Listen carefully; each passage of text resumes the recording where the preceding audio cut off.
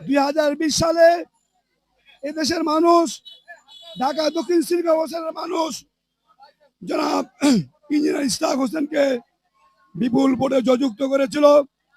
আমরা সেদিন সেই স্বৈরাচারী হাসিনা সরকার আমাদের জনগণের রায় কেড়ে নিয়েছিল।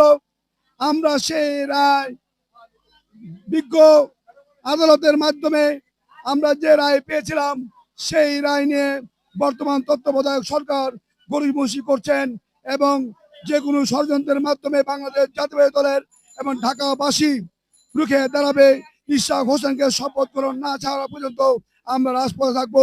ইশরাক হোসেন একজন বীর মুক্তিযোদ্ধার সন্তান।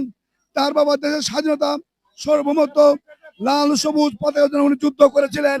আমরা সেই ইশরাক হোসেনকে একজন ঢাকার একজন সন্তান হিসাবে তাকে আমরা অতি দ্রুতভাবে তার শপথ গ্রহণের জন্য আমরা তত্ত্বাবধায়ক সরকারকে অনুরোধ জানাচ্ছি। আর যদি এই এলজিআরডি মন্ত্রণালয়ের উপদেষ্টা উনি যদি গরিমসি করেন, আমরা তার পদত্যাগের জন্য আমরা এক দফাতে বাধ্য থাকবো। ঢাকাবাসীর যে কোনো বিষয় হোক, আমাদের জনতার মেয়রকে আমরা শপথ গ্রহণ করে ছাড়বো, তারপর আমরা রাজপথ থেকে চলে যাব। এটি আমাদের প্রত্যাশা, এটি আমাদের আজকের শপথ। আমাদের আন্দোলন অব্যাহত থাকবে। অবিলম্বে ইশরাক সাহেবকে শপথ গ্রহণ করার জন্য আহ্বান জানাচ্ছি সরকারকে। আমরা সরকার আশ্বাসকে বড় মনে করি না। জনগণই আমাদের শক্তি, জনগণের শক্তির মাধ্যমেই আমরা আমাদের অধিকার প্রতিষ্ঠিত করবো ইনশাআল্লাহ।